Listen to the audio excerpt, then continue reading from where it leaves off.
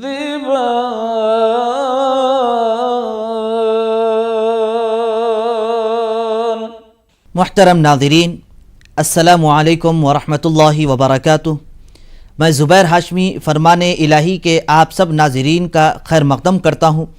ناظرین، کل ہم نے سورہ یوسف کی آیت نمبر 61 سے 80 تک تلاوت اور اس کا ترجمہ سنا. آج ہم اپنے اس ایپیسوڈ میں سورہ یوسف کی آیت نمبر 81 سے 100 تک تلاوت اور اس کا ترجمہ سننے کا شرف حاصل کریں گے. کل جن آیتوں کی تلاوت کی گئی ان میں یہ بتلایا گیا تھا کہ حضرت یوسف علیہ السلام کے بھائی جب بنیامین کو لے کر آپ کے پاس آئے اور جب یہ غلہ لے کر واپس جانے لگے تو حضرت یوسف علیہ السلام اپنے بھائی بنیامین کو اپنے پاس رکھنے کے لیے ایک تدبیر کی تھی، اور وہ یہ تھی کہ جب وہ قافلے والے جا رہے تھے تو بنیامین کے سامن میں شاہی پیالے کو رکھ دیا گیا، اور جب تلاشی لی گئی تو اس وقت یہ اعلان کیا گیا کہ جس کسی کے پاس یہ شاہی پیالہ پایا جائے گا تو اس کو یہیں پر روک لیا جائے گا. تو یہ پیالہ بنیامین کے سامان میں سے نکلا تو بنیامین کو وہاں پر روک لیا گیا. تو تمام بھائی بڑے اصرار کے ساتھ یہ کہنے لگے کہ ہم اپنے والد بزرگوار حضرت یعقوب علیہ السلام سے یہ عہد کیا ہے اور یہ کہا تھا کہ ہم نے کہ بنیامین کو ضرور واپس لے کر آئیں گے. تو حضرت یوسف علیہ السلام نے فرمایا کہ اس طریقے سے یہ حرکت نہیں ہو سکتی، کیونکہ ان کے سامان میں سے شاہی پیالہ نکلا ہے، اس لیے یہیں پر روک لینا چاہیے.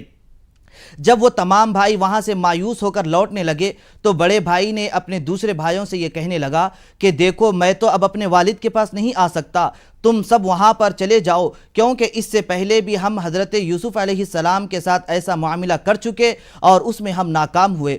تو اب وہ تمام بھائی جب حضرت یعقوب علیہ السلام کے پاس پہنچتے ہیں اور اپنے والد سے یہ سارا قصہ سناتے ہیں تو حضرت یعقوب علیہ السلام یہی ارشاد فرماتے ہیں کہ میں تو صبر کروں گا، انشاءاللہ اللہ سبحانہ وتعالی ضرور مجھے اس صبر کا بدلہ بھی عطا فرمائے گا اور ان سے ملاقات بھی کرائے گا.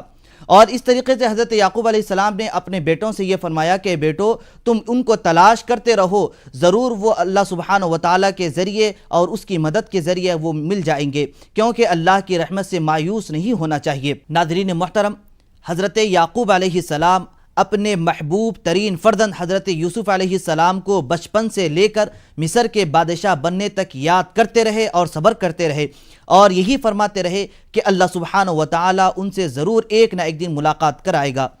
تو آئیے ناظرین، اسی کے تعلق سے اور جانکاری حاصل کرنے کے لیے سنتے ہیں سورہ یوسف کی تلاوت اور اس کا ترجمہ. اعوذ باللہ من الشیطان الرجیم.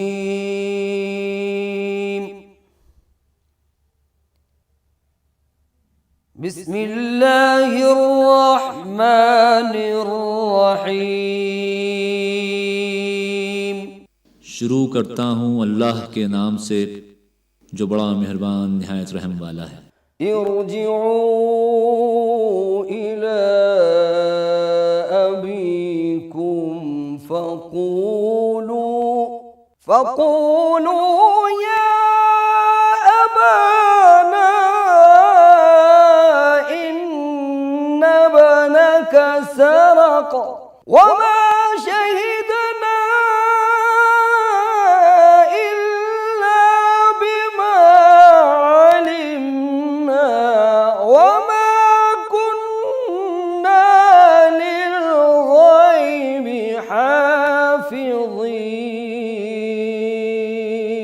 واسأل القرية التي كنا فيها والعير التي أقبلنا فيها وإنا لصادقون.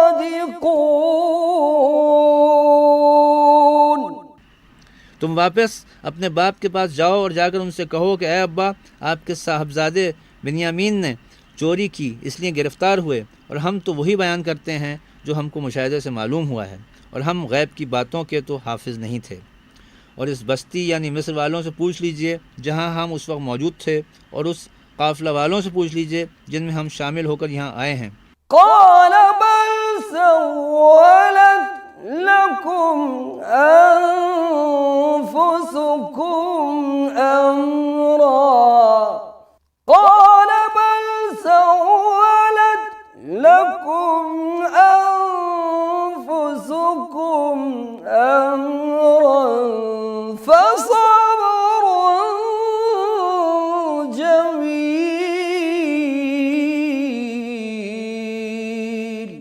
عسى الله أن يأتيني بهم جميعا إنه هو العليم الحكيم وتولى عنهم وقال يا أسفا على يوسف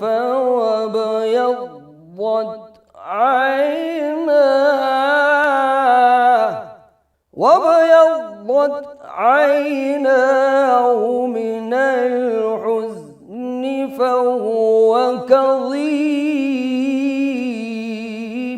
وہ یعنی یعقوب فرمانے لگے بلکہ تم نے اپنے دل سے ایک بات بنا لی تو صبر ہی کروں گا جس میں شکایت کا نام نہ ہوگا. مجھ کو اللہ سے امید ہے کہ ان سب کو مجھ تک پہنچا دے گا کیونکہ وہ خوب واقف ہے، بڑی حکمت والا ہے. اور ان سے دوسری طرف رخ کر لیا اور کہنے لگے ہائے یوسف. افسوس اور غم سے روتے روتے ان کی آنکھیں سفید پڑ گئیں اور وہ غم سے جی جی میں گھٹا کرتے تھے.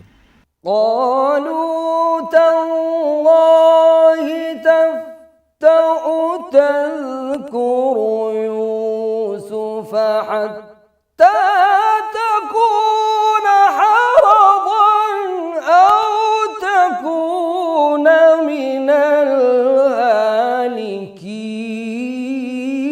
الهالكين. قال إنما أشكو بثي وحزني إلى الله. قال إنما أشكو بثي وحزني إلى الله وأعلم من الله ما لا تعلمون. بیٹے کہنے لگے کہ واللہ اگر آپ یوسف کو اسی طرح یاد ہی کرتے رہیں گے تو یا تو بیمار ہو جائیں گے یا جان ہی دے دیں گے. انہوں نے کہا کہ میں تو اپنے غم و اندوہ کا اظہار خدا سے کرتا ہوں اور اللہ ہی کی طرف سے وہ باتیں جانتا ہوں جو تم نہیں جانتے. فرمان الہی میں سورہ یوسف کی تلاوت اور اس کے ترجمے کا تسلسل جاری رہے گا. ہم ملتے ہیں ایک مختصر سے وقفے کے بعد.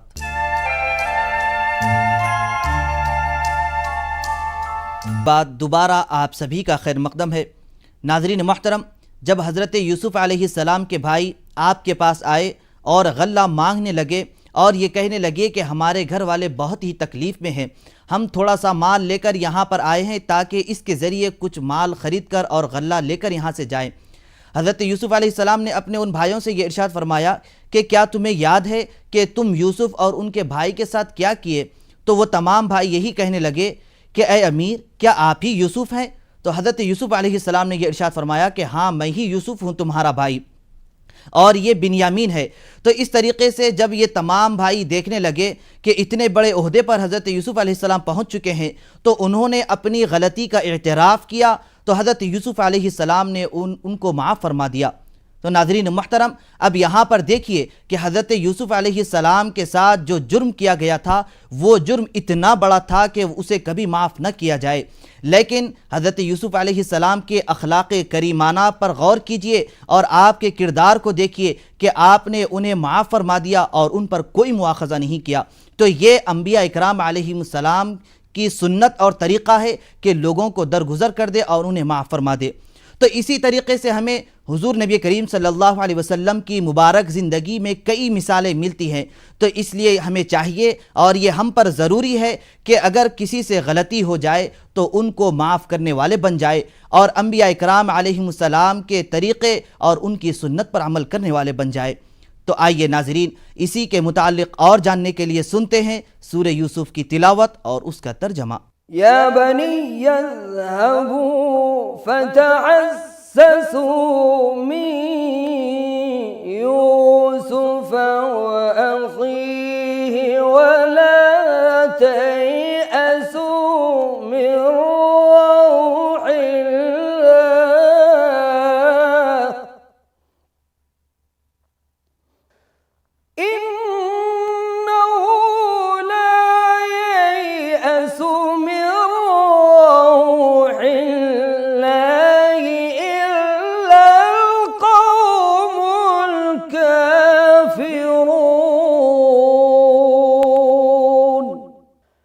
فلما دخلوا عليه قالوا يا أيها العزيز مسنا وأهلنا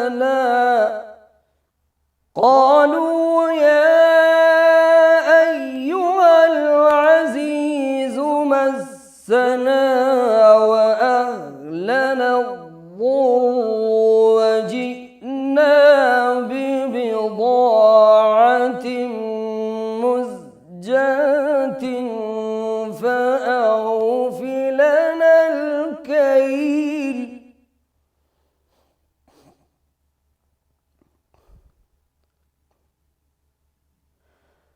فأوف لنا الكيل وتصدق علينا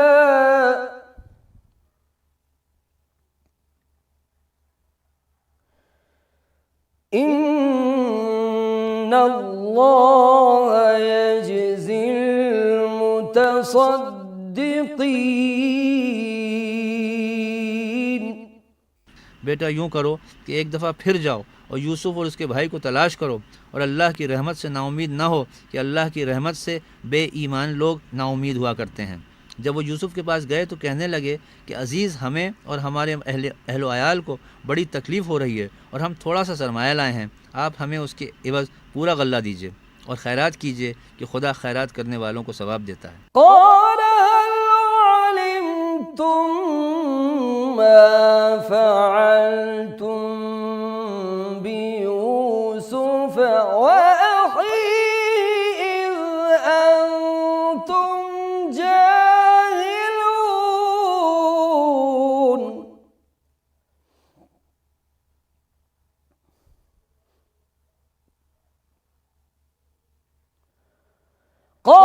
قالوا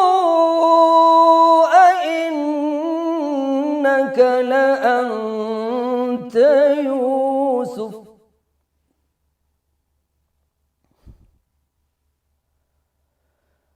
قال أنا يوسف وهذا أخي قد من الله علينا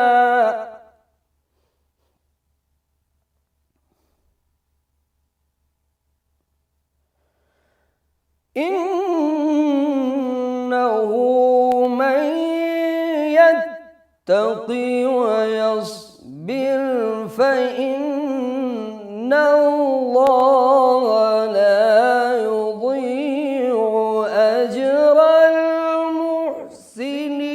المحسنين. یوسف نے کہا تمہیں معلوم ہے جب تم نادانی میں پھنسے ہوئے تھے تو تم نے یوسف اور اس کے بھائی کے ساتھ کیا کیا تھا؟ وہ بولے کیا تم ہی یوسف ہو؟ انہوں نے کہا ہاں میں ہی یوسف ہوں، اور بنیامین کی طرف اشارہ کر کے کہنے لگے یہ میرا بھائی ہے. اللہ نے ہم پر بڑا احسان کیا ہے. جو شخص اللہ سے ڈرتا اور صبر کرتا ہے تو اللہ تعالیٰ نیکوکاروں کا اجر ضائع نہیں کرتا. تلاوت اور ترجمے کا سلسلہ جاری رہے گا. ہم یہاں لوٹ کر آتے ہیں ایک چھوٹے سے وقفے کے بعد.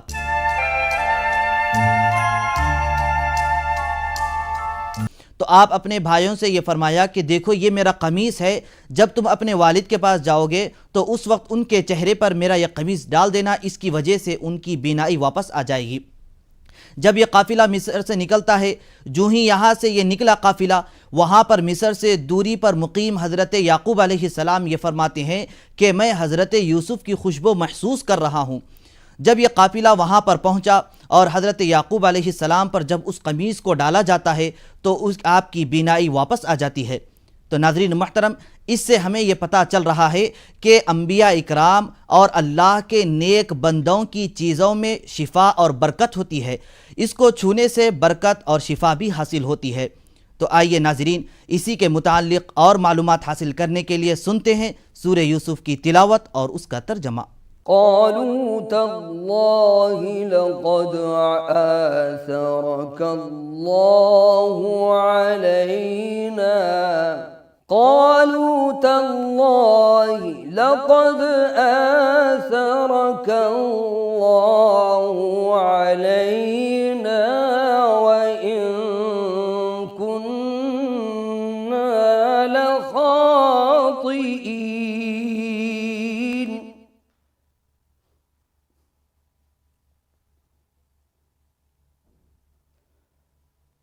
قال لا تثريب عليكم اليوم قال لا تثريب عليكم اليوم يغفر الله لكم وهو أرحم الراحمين.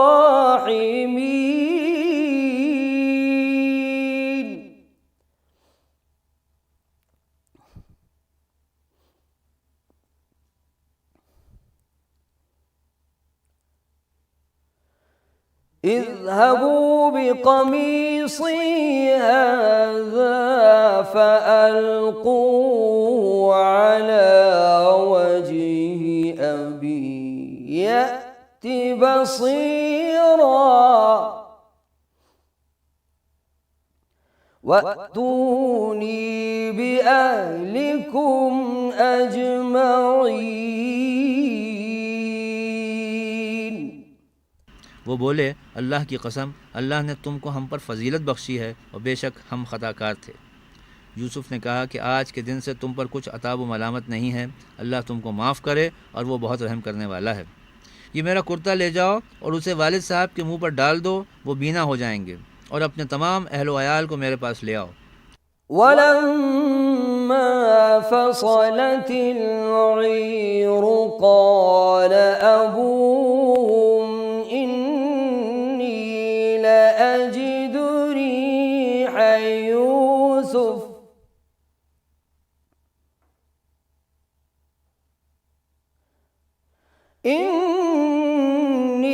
لأجد ريح يوسف لولا أن تفندون.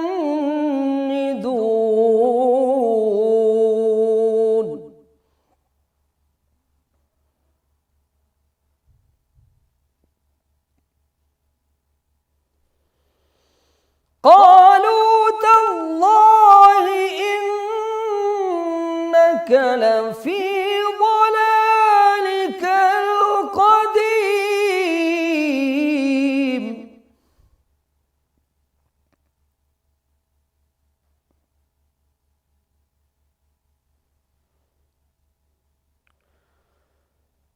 فلما أن جاء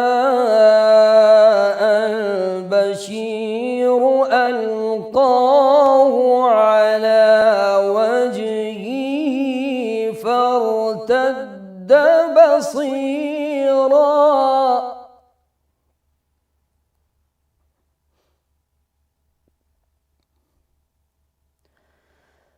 قال ألم أقل لكم إني أعلم من الله ما لا تعلمون. اور جب قافلہ مصر سے روانہ ہوا تو ان کے والد کہنے لگے کہ اگر مجھ کو یہ نہ کہو کہ بوڑھا بہک گیا ہے تو مجھے تو یوسف کی بو آ رہی ہے۔ وہ بولے کہ واللہ آپ اسی قدیم غلطی میں مبتلا ہیں۔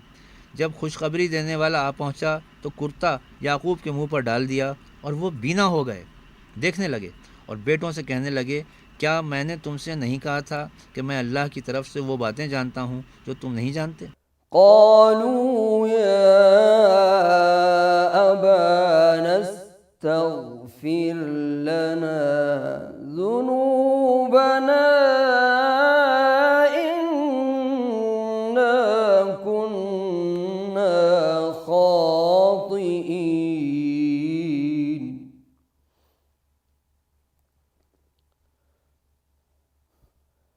قال سوف أستغفر لكم ربي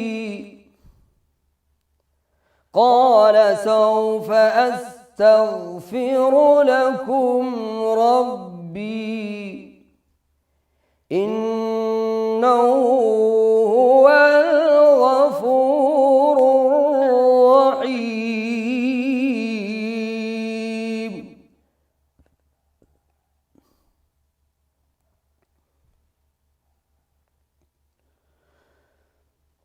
فلما دخلوا على يوسف آوى إليه أبويه وقال ادخلوا مصر إن شاء الله آمنين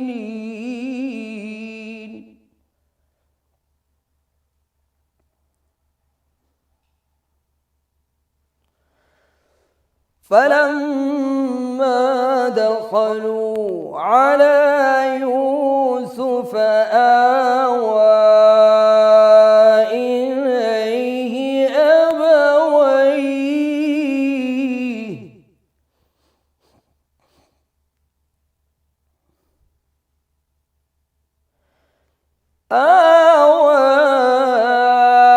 إليه أبويه وقال ادخلوا مصر إن شاء الله آمنين.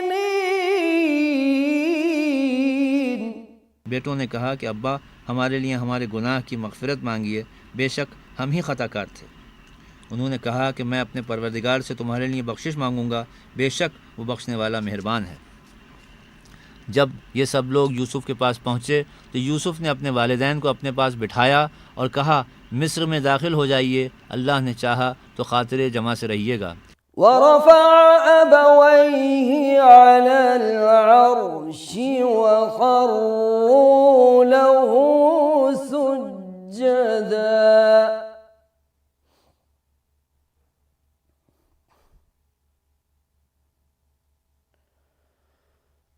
وقال يا أبت هذا تأويل رؤياي من قبل قد جعلها ربي حقا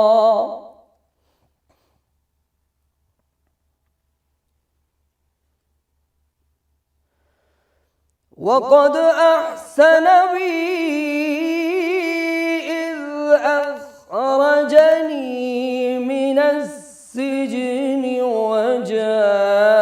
وجاء بكم من البدو من بعد أن نزغ الشيطان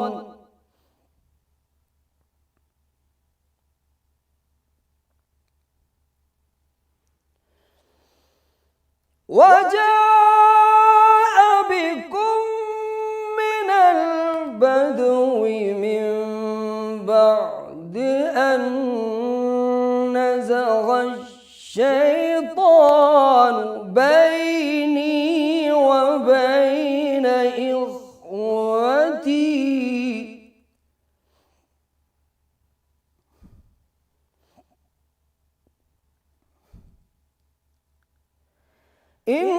إن ربي لطيف لما يشاء